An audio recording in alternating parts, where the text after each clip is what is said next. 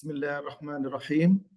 Dear participants, welcome to the distinguished annual event, the Queen Rania Teacher Academy Forum 2025, held under the theme Education for Tomorrow, Fostering Citizenship and Values in a Changing World. We are delighted to have you with us and extend our sincere gratitude for your valuable participation in this global educational gathering that brings together teachers, experts, and policymakers from around the world. Established in 2009 and aligned with Her Majesty Queen Rania Al Abdullah's vision, the QRTA is a non-profit organization committed to supporting and empowering educators with the skills needed to nurture and lead future generations. The Academy remains committed to providing innovation, high-quality professional development programs in Jordan and the Arab world. The QRTA Forum stands as one of the Academy's most prominent annual initiatives, offering a platform for educators, researchers, and education leaders to exchange experience, discuss emerging challenges, and inspire meaningful changes in education. This year's forum focuses on strengthening citizenship and values through education, featuring key themes such as active citizenship, education for sustainable development, digital citizenship, teaching and learning, and educational leadership. Before today's session begins, we would like to remind you that certificates of attendance will be provided, and we invite you to complete the feedback survey shared at the end of the event to help us continue improving our future initiatives. Please allow me to introduce Dr. Anwar Abdelrazak. Dr. Anwar Abdelrazak is the Dean of Faculty of Education at Birzeit University. Prior to that, Anwar worked for more than 20 years in the K-12 and university education as an instructor and as an administrator in the USA, Canada, and overseas. Anwar is a Fulbright scholar. He published more than a dozen articles in reputable journals, 3 books on foreign language education and leadership, and 6 chapters. In addition, Anwar presented more than 25 presentations at international conventions in the US, Canada, England, and Finland, and the Netherlands. Dr. Anwar, the mic is yours. Thank you, Muhammad, for your introduction, and also welcome to our participants. And I'm really looking forward for a lively discussion about this hot topic, leadership in education. But before we start, Dr. Muhammad, you would like to share the presentation, or someone is gonna? Can you share it now, Dr. Anwar? Okay, let me try. Okay. Okay, somebody is trying to share the. If you like, I would like to share it. It's okay. Could you please? Yes. Yes, that was pretty much easier. Regarding the skills inventory, you could do that later. Can you see it now, Dr. Anwar? Yes, I can. Very good. Okay. Yes, excellent. Excellent. Again, welcome everyone. Please, I want to share with you a lot of information, but in the meantime, I would like to, you could interrupt me while I'm talking. You can ask questions. I'm going to be able to basically also involve you in a discussion. Effective leadership.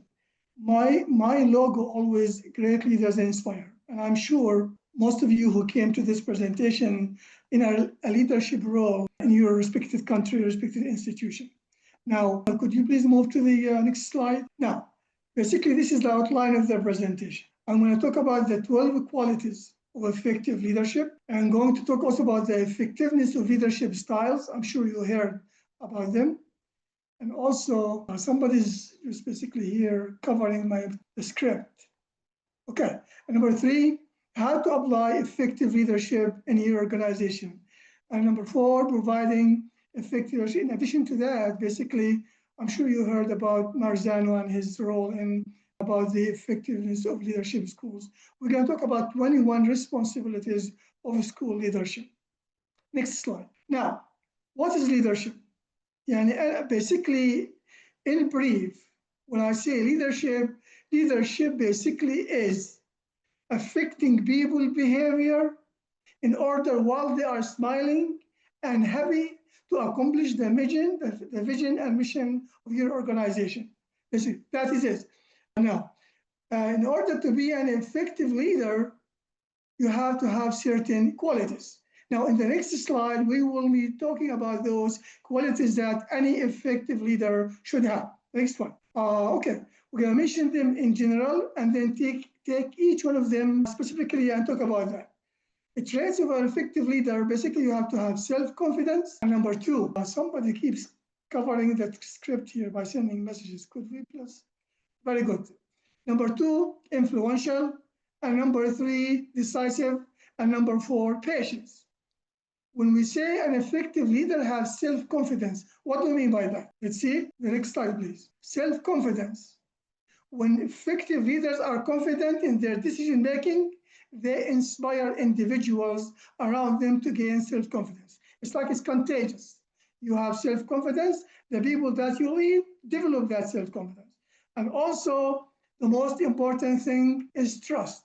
Believe me, if there's no trusting relationship between you and the people that you lead, that's going to be useless.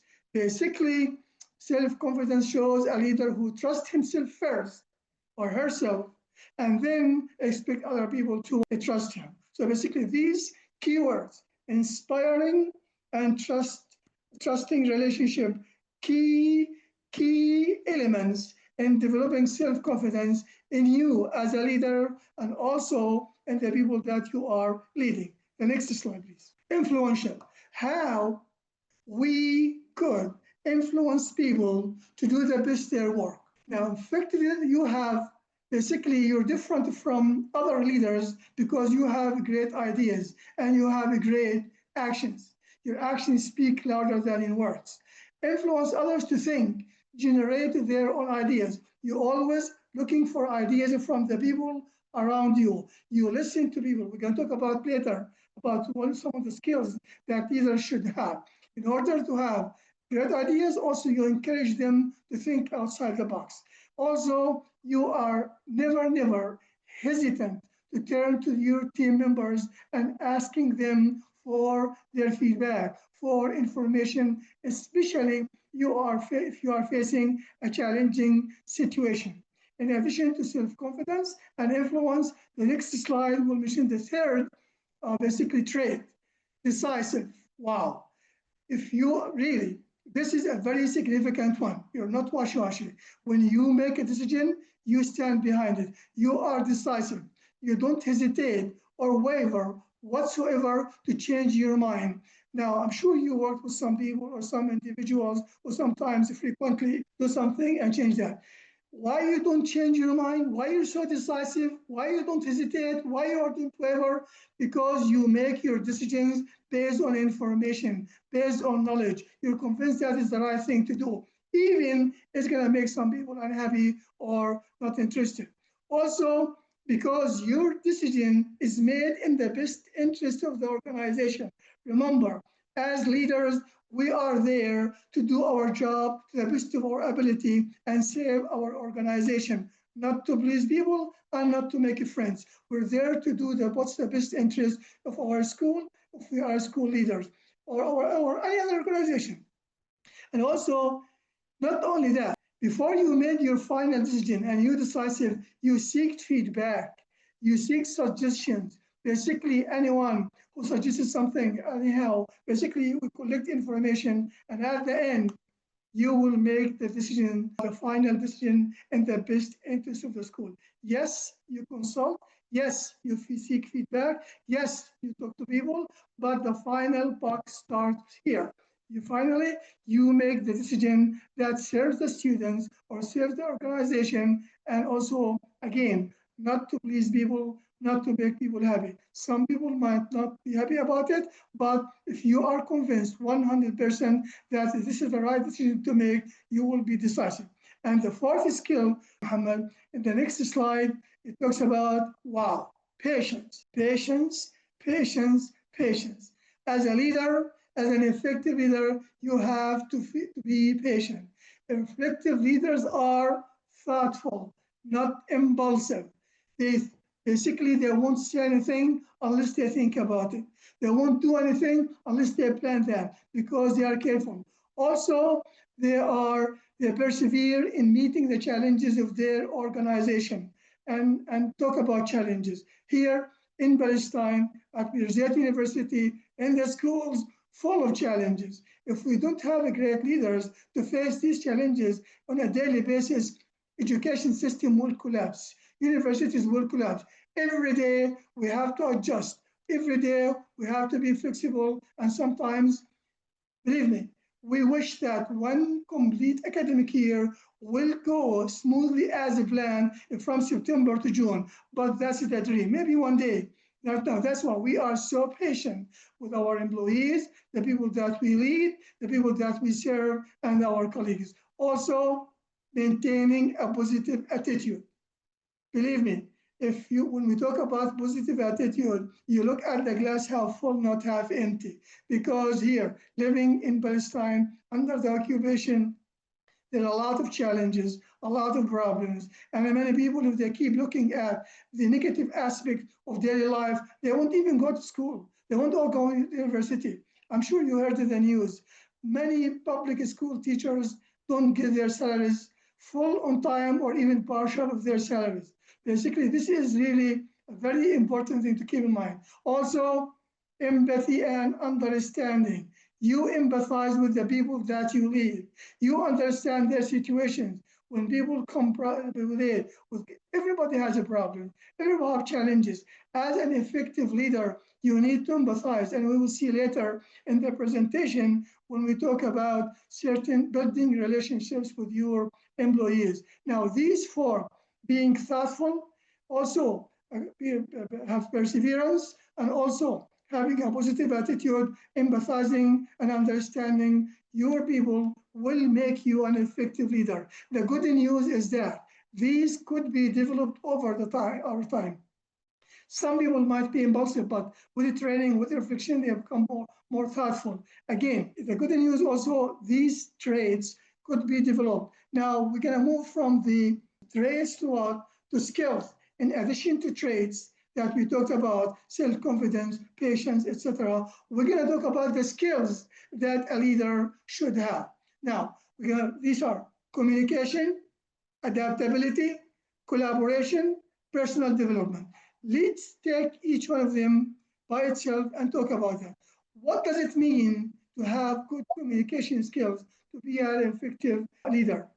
Listening is the most important thing. Unfortunately, many people do not listen carefully. When people come to you, you need to listen to their concerns. And I think also we have 2 ears and 1 mouth in order to listen more than we speak. Listening is a great skill. Also, we could develop this skill. When we learn a foreign language, in most cases, we focus on speaking and reading or writing. We sometimes forget listening. Listening is as important as speaking, as reading, and as writing. So basically, we have to focus on that. Now, you look at yourself, reflect. Am I a good listener? Even at home, with your kids, with your wife, with your family, with everybody, you need to be able to what?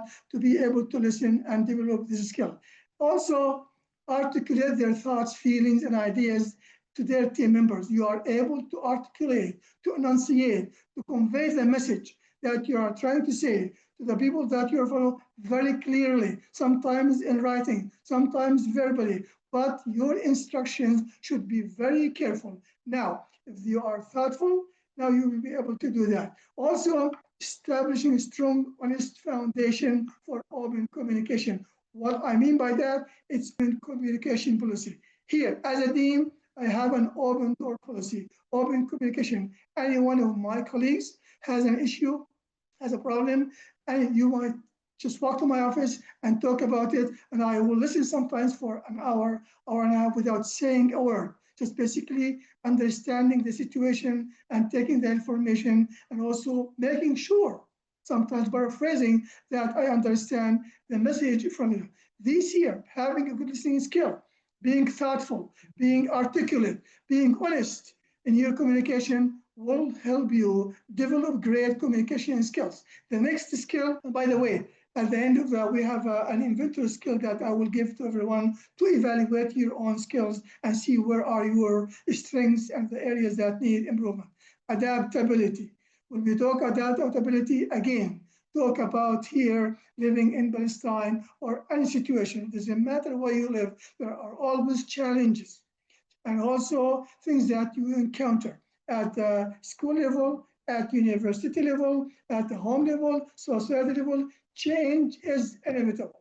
Either you change or you will be forced to change. So basically we need to adapt and move on. Adapting to change is very critical because sometimes here, look at sometimes about the use of technology or in education. Now you need to, as a school leader, to adapt to that, to follow that. If you don't voluntarily adapt to the use of technology and adapting for AI, you will be forced later on by force.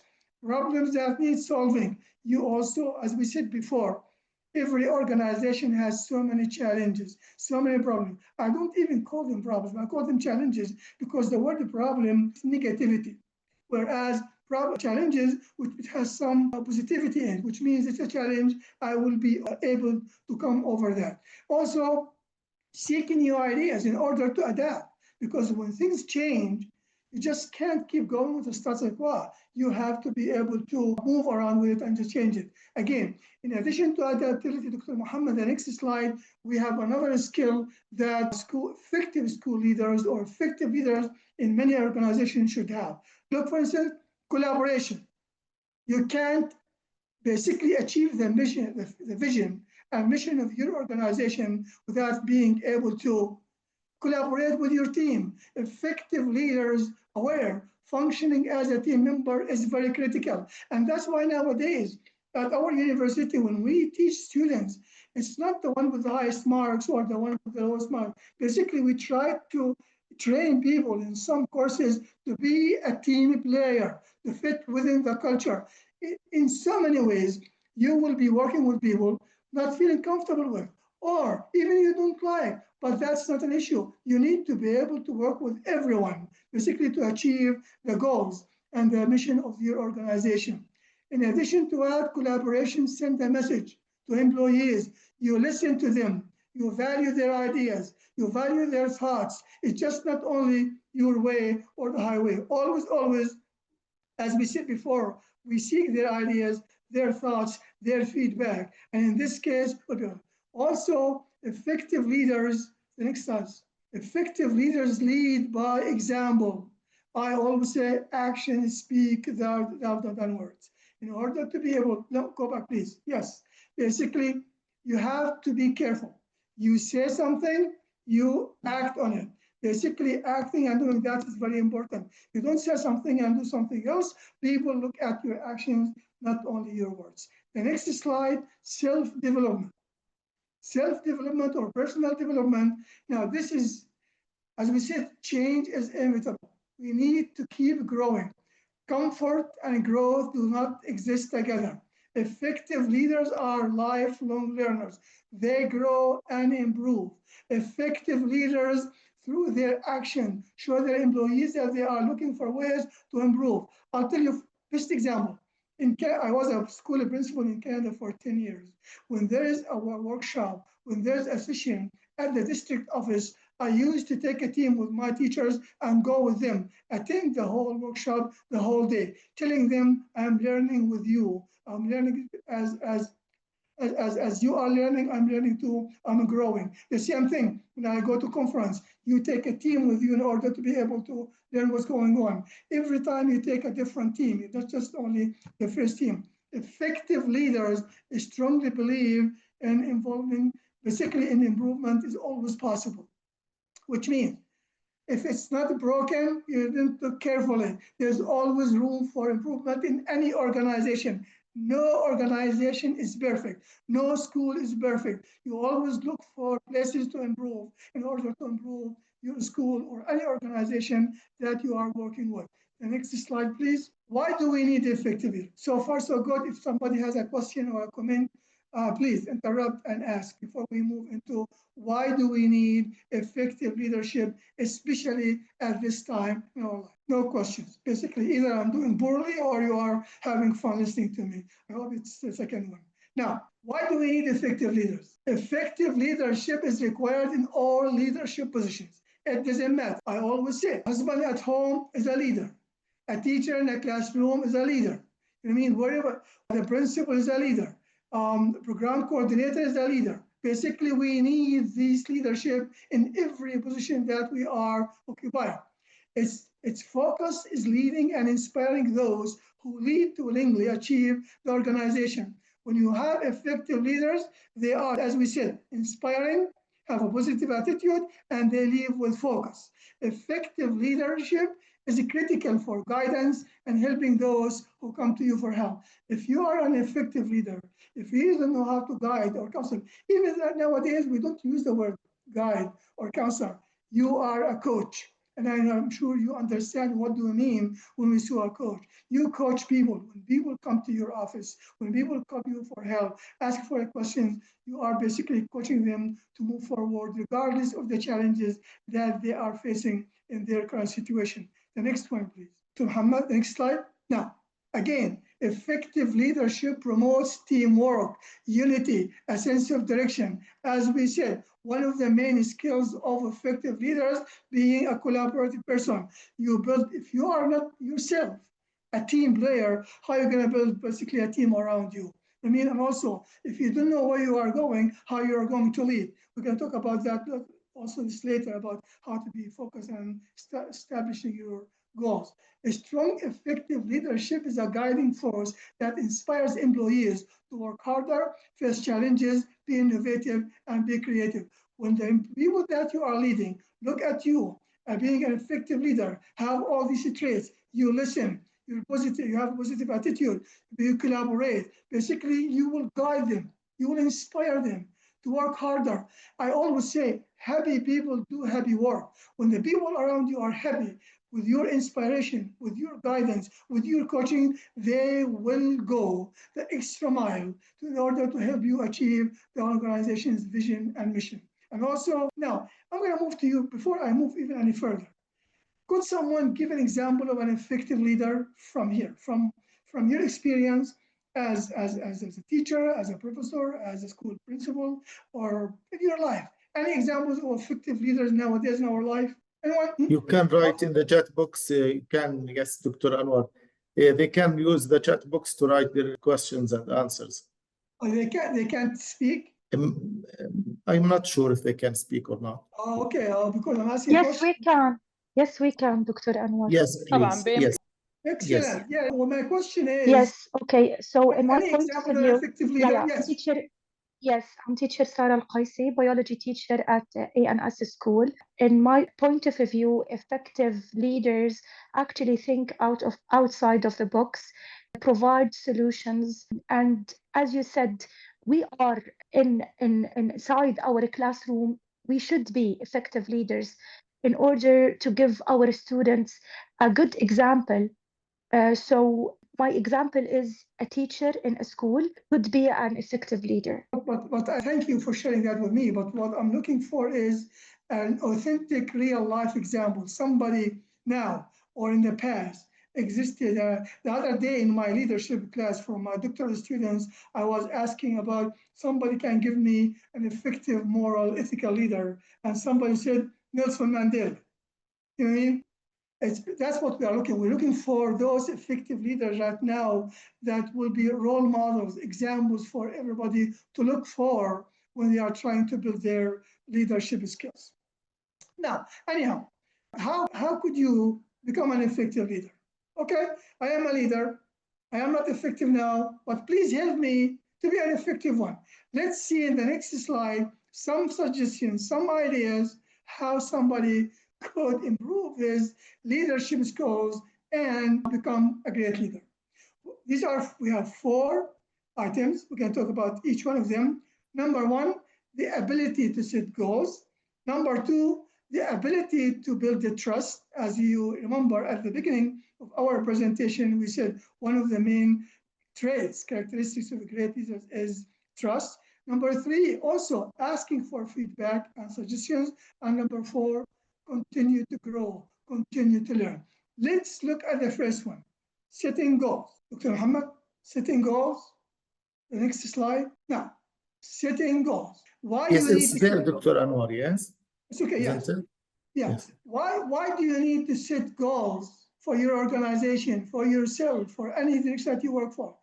First of all, they keep you focused and working hard to your destination. You have a direction that you are following. No one can stop you.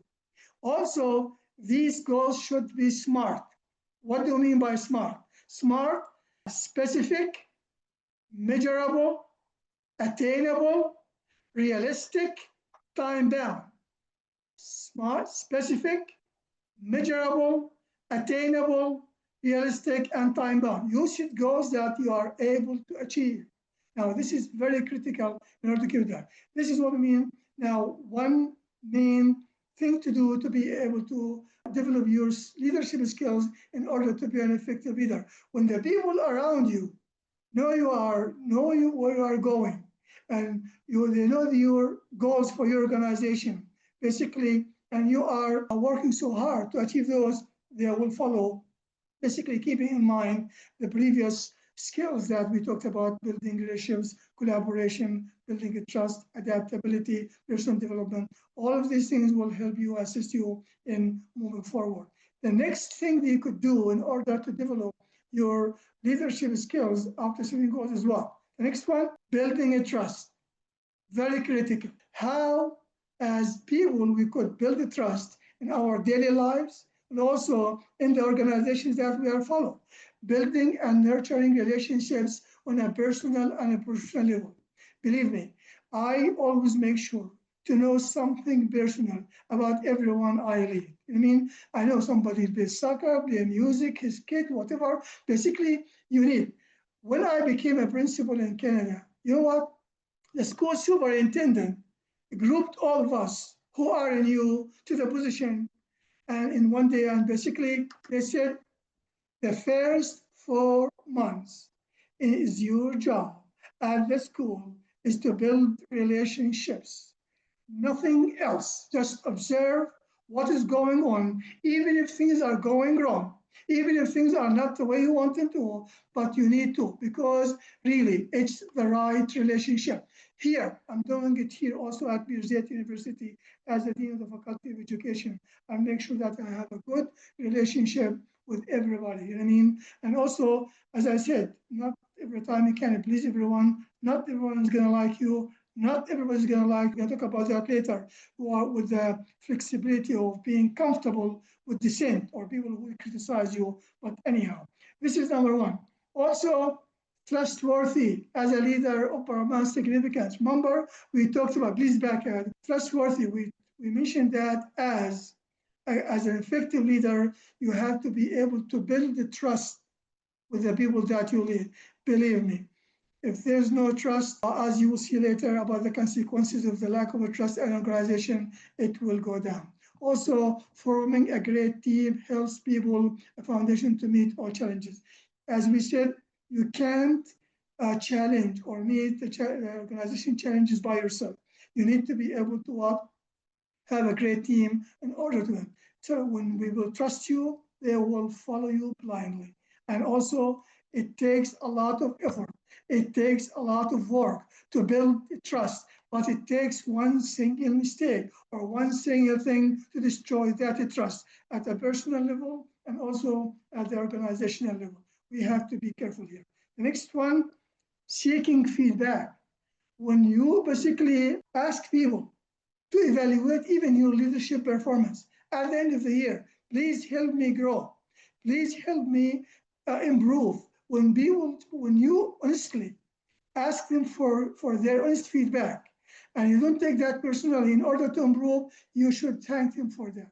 Also, sending a message that you would be like, when you seek feedback, you tell people here, I would like to improve. Start by saying myself. And also inviting team members to share their opinions and perspectives without any hesitation in meetings, in open communication, also through messages, through emails, through drop boxes.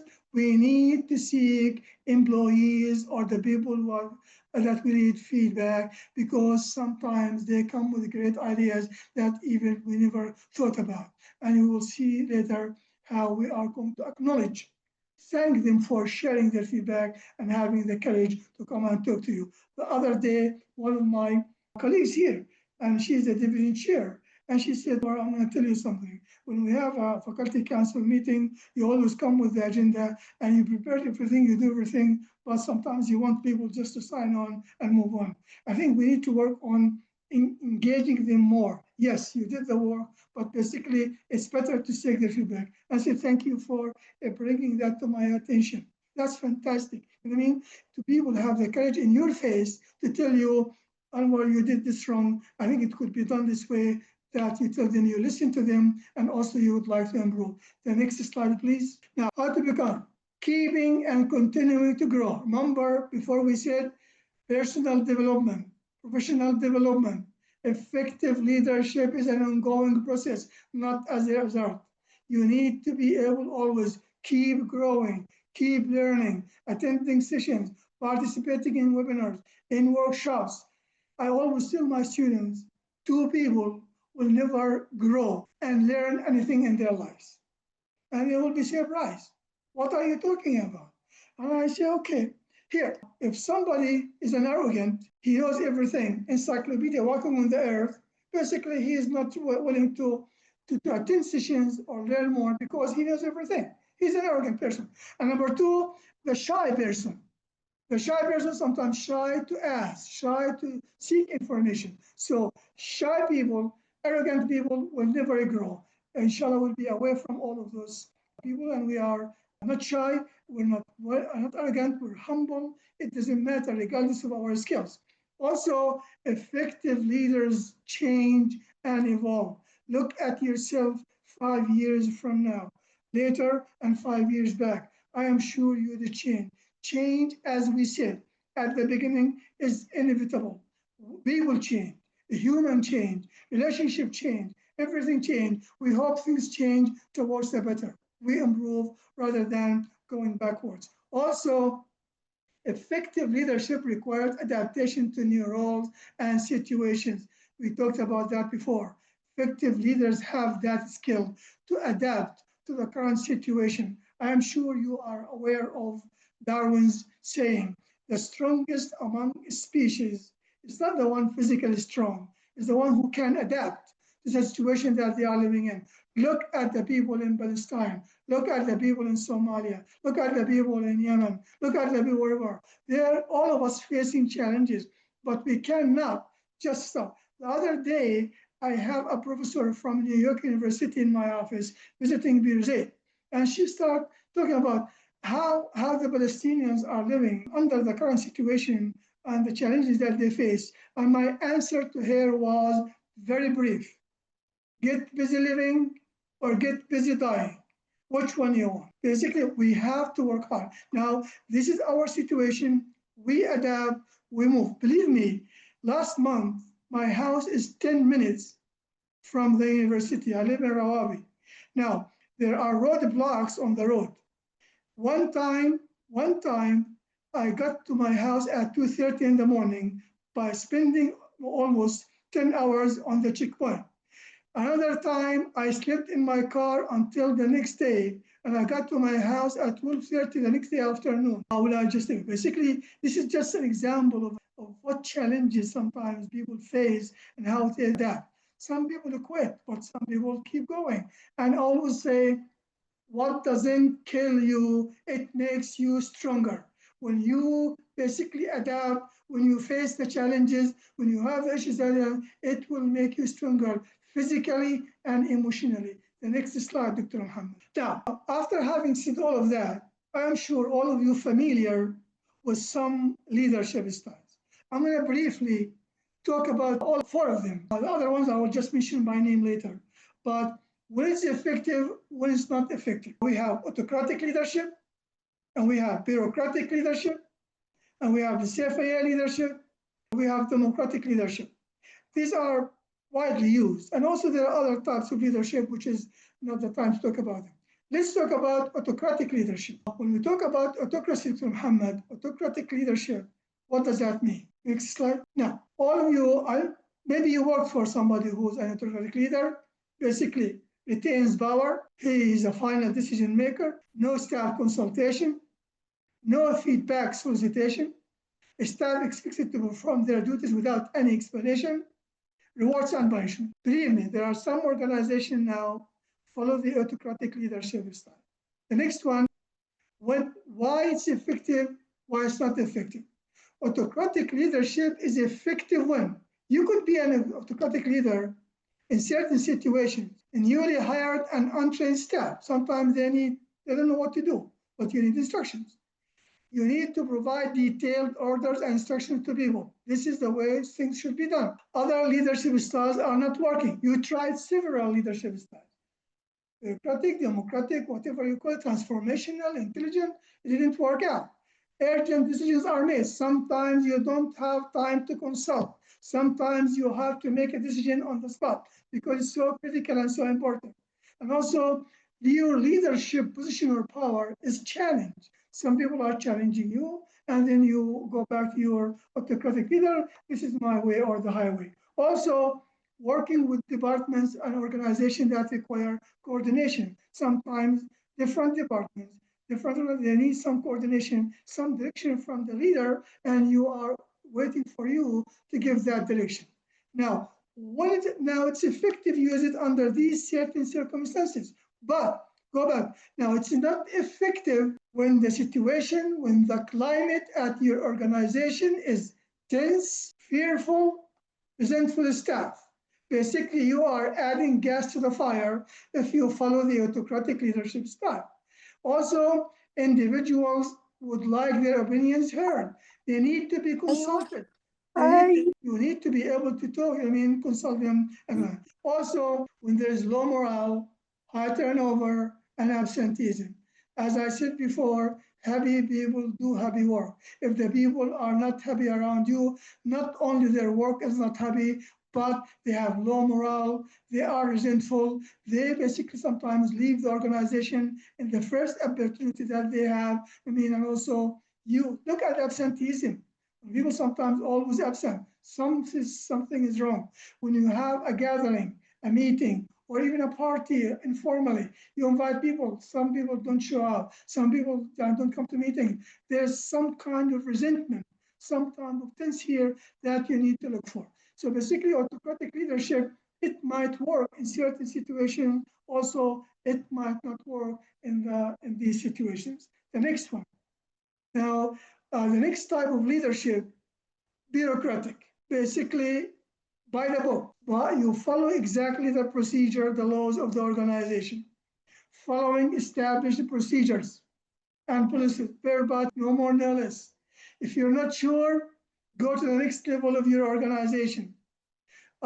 In this case, I don't think you are considered a leader.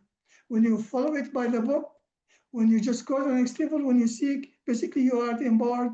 This is not kind of a leadership. It just basically we have routines to follow and move on. When this kind of leadership is effective, in the next slide will tell us when you will need to be with some time. Now, if the employees perform routine tasks, everything is the same thing, like in factories. Understanding and following certain standards, procedures is significant for safety. Sometimes it is very critical to follow that. There's no time for your opinion here. This is what is going on. This is what's going to happen because there are safety procedures here that we have to follow. And this is even in order to protect people's lives. And also sometimes when we train people for security or for safety reasons to follow their certain manual or certain instructions. It's effective here, but it's ineffective when, as we said before, move next one slide, Muhammad. Ineffective when employees form hard to break habits. That's it. Staff become not interested in their jobs and their co-workers. That's it. They come for the paycheck.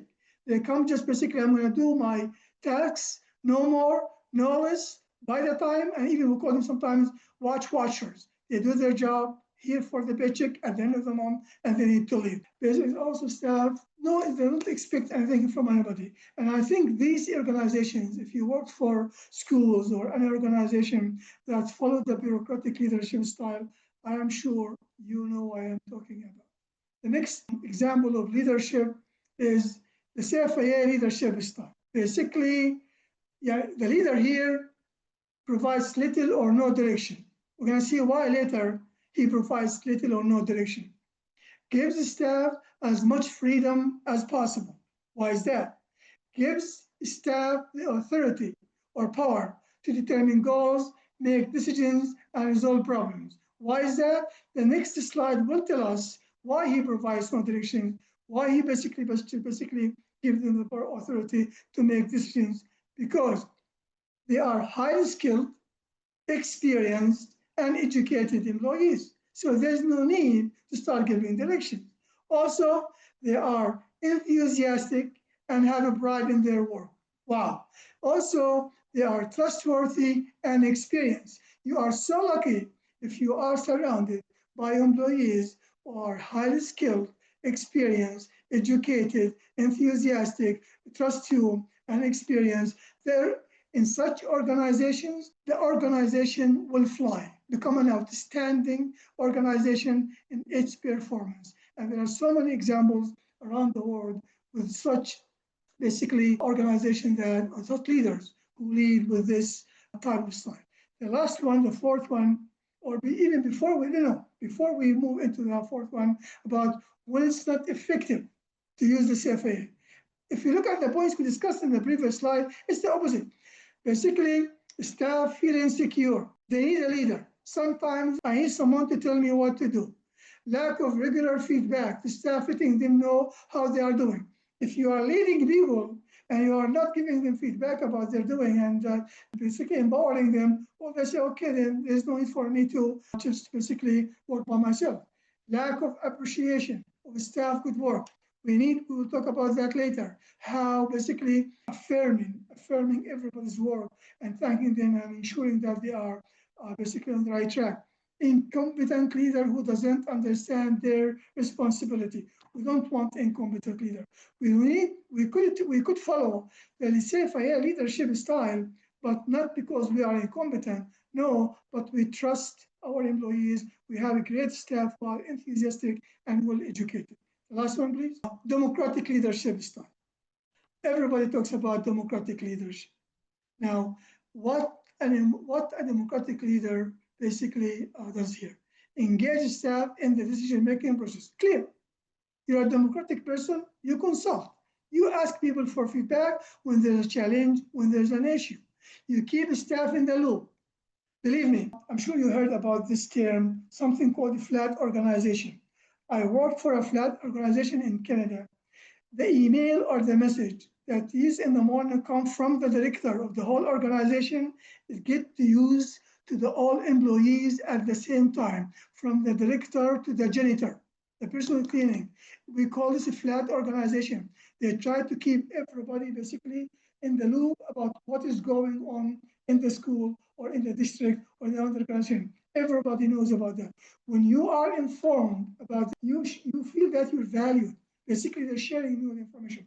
Of course, there's some confidential, sensitive information that is only shared within the board or within staff, but basically everyone should be in the loop, know what is going on.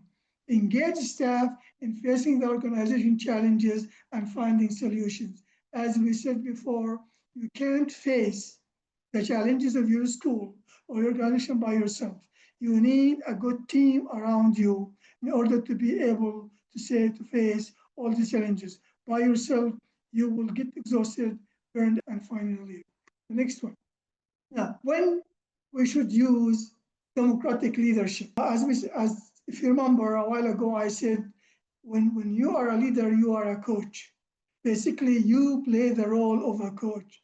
The final say rests with you, but they consult with your employees. You are highly productive, quality and quantity. Staff appreciate the trust they receive. As a result, they enjoy the team spirit and high morale. Then when you have an organization with high morale people, with people who trust their leaders and do their job, you don't have to give directions. You don't have to tell them what to do, but they will do it by themselves and come to you. And that's why sometimes democratic leaders follow this leadership of a style. But it's ineffective when, next one, please. It was basically, sorry, go ahead, Dr. Muhammad, the next one, yes. Now, staff honestly willingly evaluate their own performance. How many times you see people come to you and what we call this reflection? At the end of the day or the semester, people reflect on their performance honestly, and they come to the leader. I need some workshops to go to update my skills. They'll also set their own goals. When people set their own goals, they are self-motivated, they are enthusiastic. They don't wait for somebody to tell them that you need to develop. Leader encourages and supports staff development. As we said before, there's a staff development at the district level, at the school level. You go with them, you encourage them to go. You provide some people to cover their classes or their roles. Leader recognizes and rewards achievement. As you will see later, as one of the main responsibilities of a school leader is basically rewards, celebrating, recognizing achievement, and thanking people for the work they do. The leader is also concerned about support job satisfaction. We always tell people, if you're not happy with your job, honestly, find another job.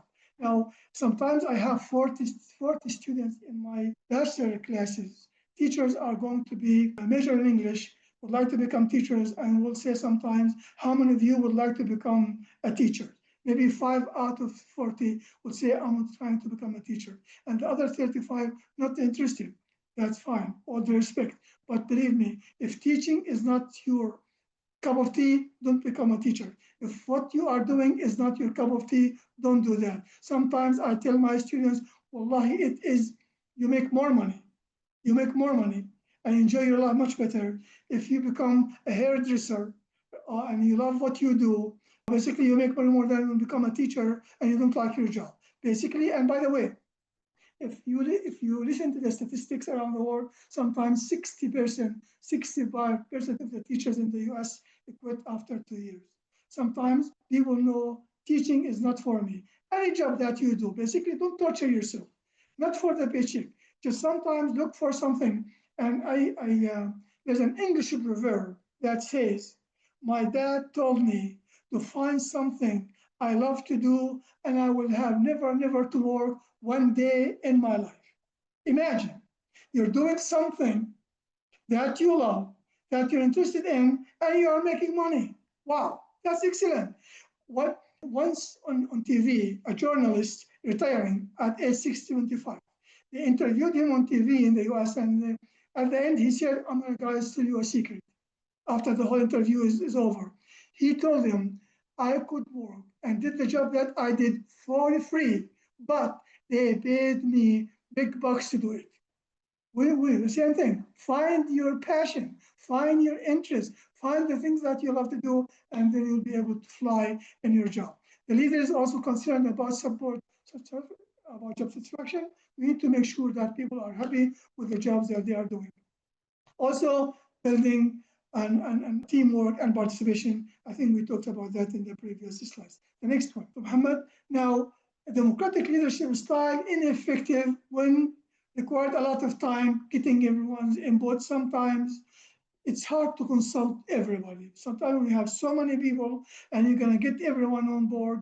It can be challenging, but sometimes you have a team around you to consult.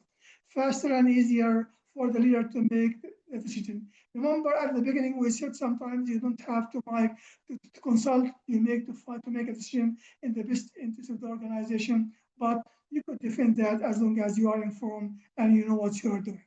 Making a mistake is too costly.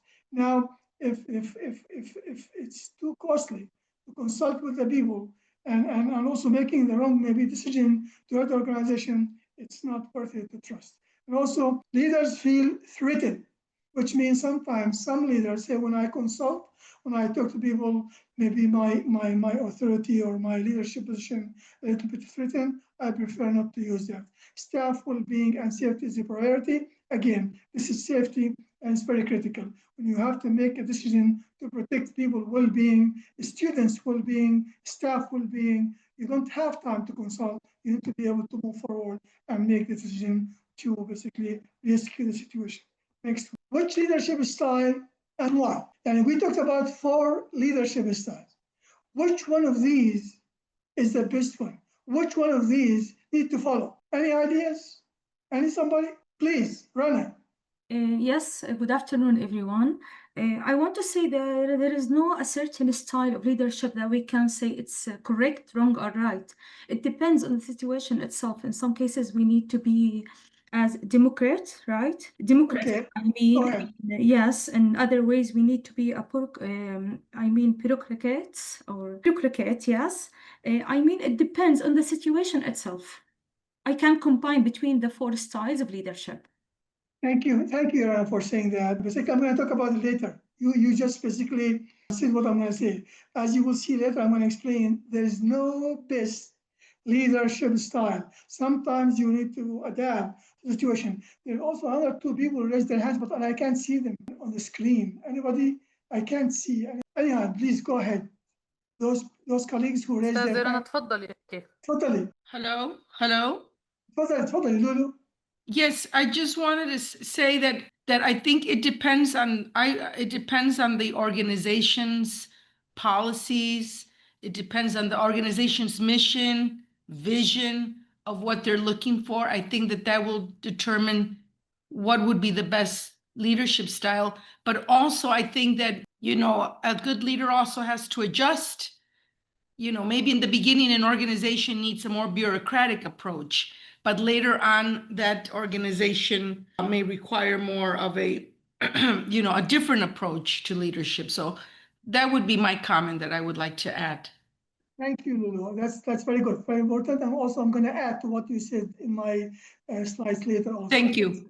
That's correct, absolutely. Anyone else would like to share or say something before we move forward? Yeah, please. تفضلي. Yeah, in my opinion, I actually see that the perfect type of leadership is the one that actually fits perfectly the environment and can adapt and change accordingly. Thank you. I'm going to elaborate on that too. That's correct. Basically, in brief, there's no best leadership style that someone can follow. You need to adapt. Let's go to the next slide. If no one would like to say something or talk about it. Now, before even I move to the talk about the other slides, I'm going to just briefly mention, and in addition to these four leadership styles, there are other leadership styles. I'm sure you heard about them. Transformative leadership, transactional leadership. Right now, the other day in the news, people were commenting on President Trump's way of leading, and they will say he is a transactional leader. He likes to make deals. I mean, that is the best example, but basically about a transactional leader. Also, we have a creative leadership, corrective leadership, intelligent leadership, multicultural leadership, pedagogical leadership. We have servant leadership. Servant leadership is a very important one. I think I'll talk about that later. Also, bridging leadership and also purposeful leadership. These are other types of leadership that you might come across in your readings or your sessions, but I try to focus on the four that we talked about, the most important ones that were widely used. The next slide, please. Now, Lulu, and I don't know how to say your name, Al-Kisaria, mentioned that basically we need to vary our leadership style. But there are some factors, you guys mentioned some of them. Now, when you are a leader, sometimes, as you said, you can't be democratic all the time. You can't be bureaucratic all the time. Sometimes you have to vary. Now, what are the situations or the factors that basically influence you when you choose a leadership position? Leader's personal background, your personality, your knowledge, your values, your ethics, your experience. Basically, all of that play a major role. Some people don't believe in bureaucratic leadership or autocratic leadership because they believe in laissez-faire leadership. Basically, your values play a major role, and also your knowledge and experience over the years that you develop working in some organization. Staff at the organization, personalities and backgrounds. Sometimes, as we mentioned before, staff need direction. Staff need a leader. Some people don't just tell me what to do. They need somebody to lead them. In this case, basically you have to follow the leadership position that suits your organization. The organization culture, traditions, values, philosophy, and concerns.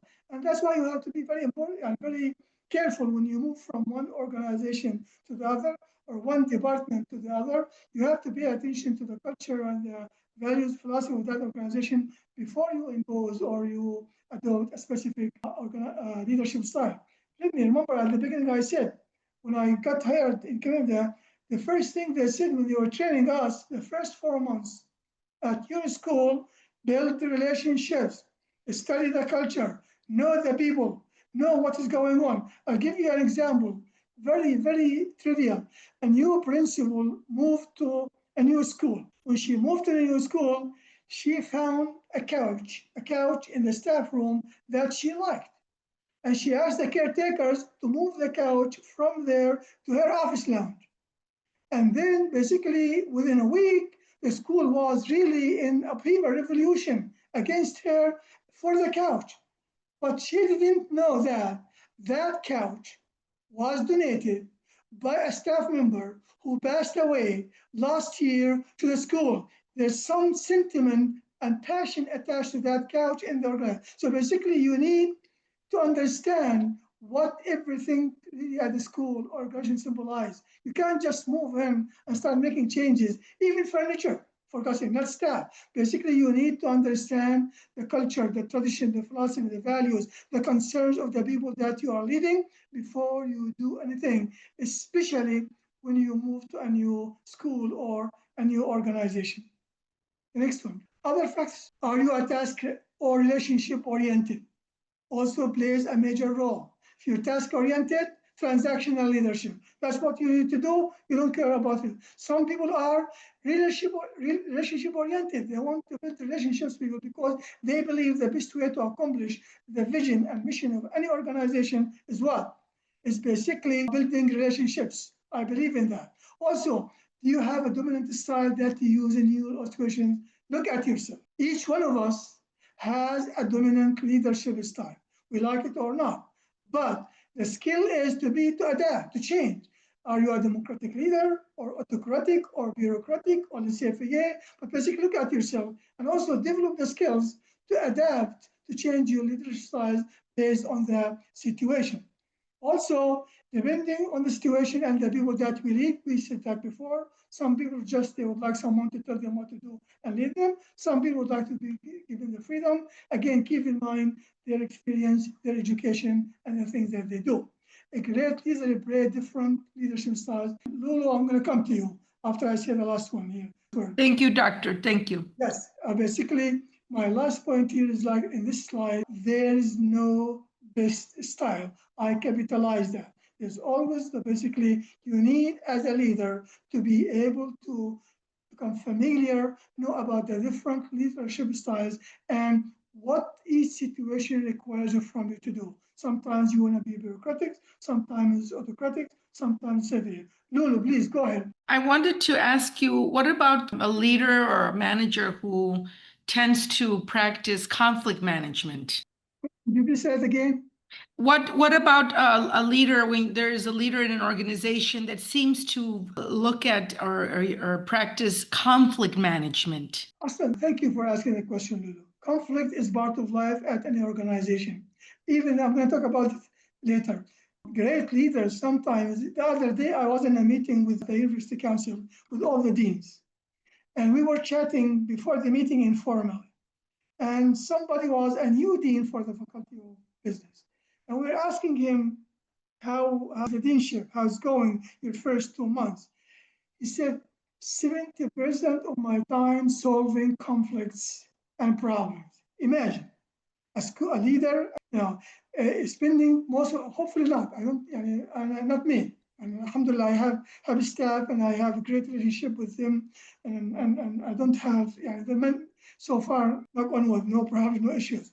But basically, it's part of your role, Lulu, to solve conflicts. Sometimes people come to you, and sometimes, believe me, especially at school, staff, unfortunately, staff get into groups, and that affects the culture of the school and the performance of the school and or any organization. So conflict management also, it has its own art. It's an art. I think what I was asking, Doctor, was that there are leaders, there are managers that they create conflict. Like the way that they manage is by creating situations of conflict. That's really and I think that that's a way for them to see what will both parties do, how will they resolve the situation, but they like to lead by through conflict management. That is, briefly, this person is not deserved to be a leader. This person is not a leader.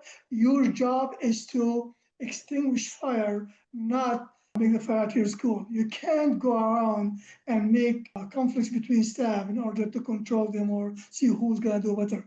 No. That's Thank you. also. Thank you very much, Doctor. Thank you. Absolutely, Lulu. Absolutely. Later, this is gonna, first of all, he or she won't last. Number two, this is going to affect the culture and the performance of the school or any organization. People are smart nowadays. They know what is going on. They know what they are doing. Basically, absolutely. Your job is to solve problems, to solve conflicts, and make things as smooth and comfortable for staff rather than for making the problems. And also, another issue I'm going to mention, which I encountered in my school in Canada. Because sometimes you have somebody, a school principal, or somebody from the staff spying on everybody and telling him, her or her, what's going on. You know what I mean? Which is totally immoral and unethical. You know what I mean? I won't allow anyone to talk about any person whatsoever.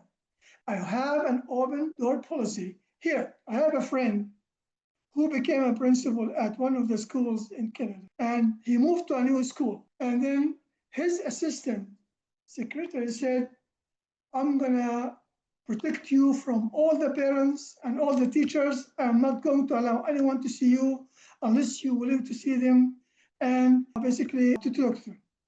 The next day, he didn't say anything. The next day, he came to school with a screwdriver in his hand. Why he has a screwdriver? Not to kill somebody. He brought a screwdriver to take the door of his office and put it aside and telling his assistant it's an open door policy. Any parent, any teacher, any student is welcome to come to my office and talk to me at any time. Imagine, that's what we want. You can't lead behind doors. You can't lead when you're hiding in your office. I'm going to talk about that later. About when you talk about visibility, you lead when you are among the staff. You don't lead hiding in your office, closing the door, and people need a permission to see you. No, that's not leadership. That's not open. Also, now, there are some points we could keep in mind in order to determine which leadership style that we need to adopt. First of all, think about yourself. Are you task-oriented or relationship-oriented? You might be both. Sometimes just you're a transactional leader. You want things get accomplished, but that doesn't mean you don't have good relationships with the people that you lead. And also, do you have a dominant style? As I said before, look at your dominant style. I mean, try also not to stick to that, basically, in order to be able to change as you move forward. I mean, that's the situation, depending on the situation and the people that you lead. Again, situations sometimes determine which leadership style you need to follow, autocratic, bureaucratic, laissez-faire, whatever, but basically you need to understand that.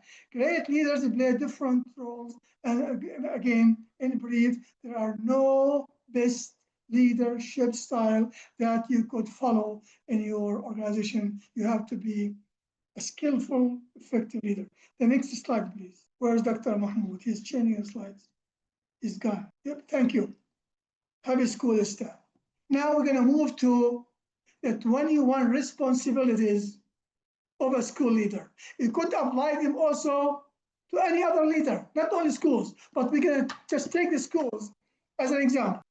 The first one, affirmation, recognizes and celebrates accomplishments and acknowledges failures. You need, as a leader, to systematically and fairly recognize and celebrate the accomplishments of students, teachers, parents, and the community. Don't overlook any trivial accomplishment. Number two, change. You are willing to challenge and actively challenges the status quo.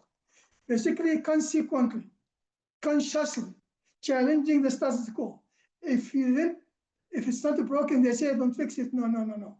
It's basically, if it's not broken, you didn't look enough, which means Your school always needs some kind of improvement. Look for the areas, the critical things that need improvement and help you achieve the goals of your organization.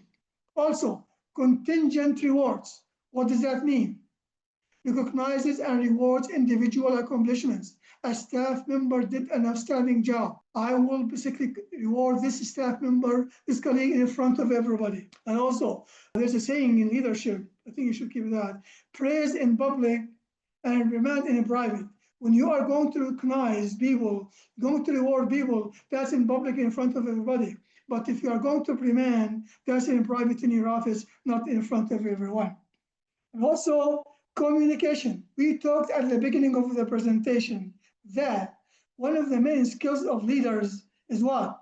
Having good communication skills, establishing strong lines of communication with and among teachers and staff. What is communication? Open communication with everyone, in order to be able to. The next one, culture. Remember, I'm going to go to Lulu's example where that leader creating conflicts at the school. When you are creating conflicts at your school, for God's sake, what kind of culture you have at your school? When people have a great school culture, they would love to come to school. They would love to work with people. But when the culture is toxic, when the culture is really annoying, people are hesitant to come, and sometimes they quit their jobs because of that. So basically having a culture that all staff have great beliefs and sense of community and cooperation, the school will fly, the organization will fly, will do a great job. Also, discipline protects teachers from issues and influences that would detract from their teaching time and focus. I'll give you an example. Sometimes here, we have, the best example is regarding protecting instructional time. And I always talk about it when I go at the Ministry of Education classroom. You can't interrupt instruction. You have announcements, you make them at 8 in the morning. Or at the 3 o'clock at the end of the school. You can't go around in the intercom making announcements in the middle of the day, disrupting every single class, every instruction. All of you as educators know, it takes so much time to get the kids' attention, to get people's attention, and to keep them focused. And with a minute or something, you just basically distract everybody. You need to be able to, it's very critical. Instructional time is so paramount that you have to protect it in everything that you do at school. Flexibility, adapt his or her leadership behavior to the needs of the current situation, and is also comfortable with dissent. Remember flexibility, we talked about leadership. We talked about how you have to adjust your leadership style. And also you have to be happy with dissent, comfortable with dissent, which means some people are always going to criticize you. Some people are also going to talk about leadership. As long as you are moving forward, knowing what to do, based on knowledge and experience, achieving the organization mission, that will be fine. You don't allow anyone to disrupt your basically direction, even though they're, but you listen to them. If they have a valid concern on something, again, everybody used to come to me and I'll say, oh, listen, if this is in the best interest of the college, the department, the school, let's move forward. How can I support you? Wholeheartedly, physically, financially, whatever I can help. Basically, when they see you really willing to help and support, they will basically do their job. Focus. Remember the SMART goals that we talked about at the beginning of the class? The SMART goals, that specific, measurable, attainable, realistic, and time-bound. This is the word SMART stands for. Basically, when you are focused, by the way, this word, this 5-letter word, one of my favorite words in the English dictionary. If you are able to focus and on your goals, and basically not let anything distract you, let me share with you my secret success. My name is Omar, and I'm studied in the States. I had scholarships all my life. I have I call it Anwar 4 Ds. Anwar 4 Ds. That's what helped me in my life, is helping me right now. What are Anwar's 4 Ds? Number 1, desire. Number 2, determination. Number 3, dedication. We said desire, determination, dedication, and discipline. Believe me, if you have goals in your life and you apply these 4 Ds, write them on a card like this, small card. See them every day. desire, determination, dedication, and discipline. No one can stop you from achieving your goals. And don't listen to you. Next one. من بعد إذنكم مضايق على النساء. Oh, طيب يلا, I'm gonna go fast. يلا ماشي. Next slide, please. Next slide. Ideas and beliefs. Basically, you communicate your ideas, and because there's something important I want to say at the end of the presentation. Input. You seek input from your teachers, from your staff, feedback, intellectual community stimulation. You challenge them to the best, to go to the edge. Also, you involve them in the curriculum and instruction and management. The next one, please. The next one. Next slide. Yes, I will share it. Don't worry. Knowledge of curriculum as one of the main roles of you as a leader is, especially if you are a school principal, instructional leader. You know the curriculum, you know the instruction, you know the assessment, you know a lot of things. Also, monitoring and evaluation. You monitor, you evaluate what is going on. Again, looking for areas to improve. Optimizer, you are optimistic. You look at the glass half full rather than half empty in order to inspire and lead the people that you are leading to improve your organization. Order, established routine, standard operating procedures, behavior, things that, when you establish that routine, it does save you a lot of time. Also, next slide, please. The next slide. Key outreach. You reach the people, you take the initiative, schools, community, anyone around you. You build relationships. We talked about that. Resources, you make available all the necessary resources for your organization. Also, situational awareness. Situational awareness means you need to be aware what is going on in your school from the classroom to the washroom. Next one, please. Next one, visibility. Again, as I said, you can't lead from your office. You're visible in front of everybody.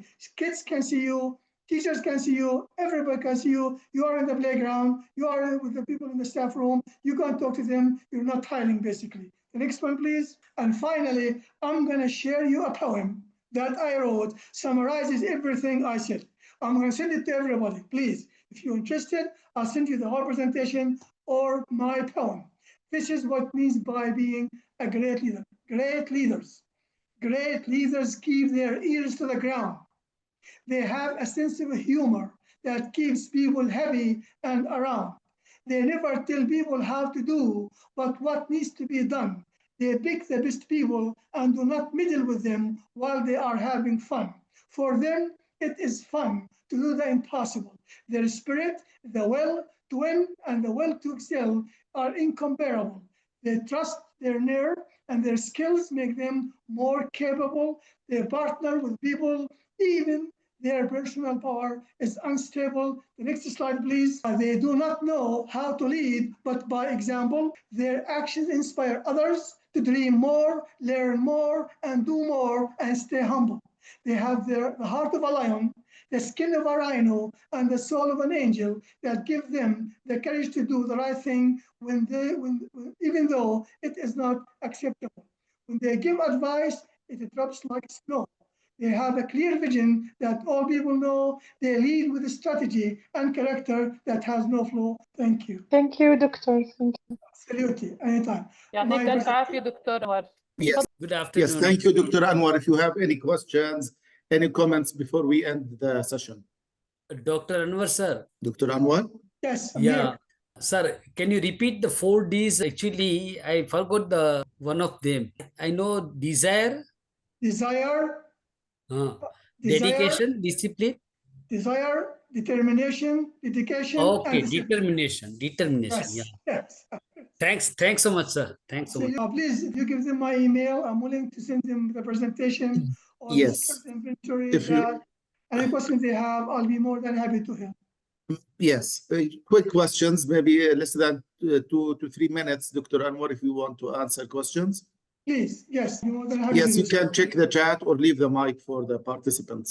So dear participants, if you have any questions, you have the chance, the opportunity to ask questions now.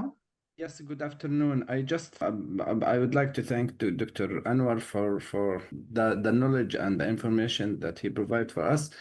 But if you can share with us any contact details for Dr. Anwar, the email, phone, or anything, Dr. Muhammad, you could give them my email and also my phone number, my WhatsApp number, to be in touch with me, and I would be more than happy to send Yes, them. I will share them with you using the chat. Yeah, sir, we will check it out, please. Yes, Have a class even now at 2 o'clock from 2 to 5. yes. Thank you, Dr. Anwar. Let me share your details and your bio here also, the Please. telephone number Email. and the email. Yes, please. No problem. That'll be fine. Yes, this is the telephone number and the email. It's there in the chat box now. So, Let me check please. for everyone. Yes, it's correct, Dr. Anwar. I can't see it. Where is it? It's Yes. again, here it is. Yes, 972. Yes. 972. Yeah. Thank you, sir. Thank you, sir. Yes. Yes. Thank you, everyone. يعطيكم And العافية. yes, thank you very much for attending and for your contribution. Thank you very much, Dr. Anwar. As we conclude this inspiring session at the Queen Rania Teacher Academy Forum 2025, we extend our heartfelt appreciation to all participants for your active engagement and the insightful contributions. We hope this experience has enriched your perspectives and equipped you with the ideas and tools to foster values-based education in your schools and communities. You will receive your certificate of attendance via email soon, and we kindly encourage you to complete the feedback survey to help us enhance future events. Thank you for being part of this forum. We look forward to welcoming you again at upcoming QRT events. Thank you very much, and see you, inshallah, next year forum. Goodbye, Yeah, everyone. big thanks to Mohammed sir as well, Dr. Anwar sir, both of you. Really, Thank sir, you very much. it was a Bye. very great insight. Thank you, sir. Yes. Take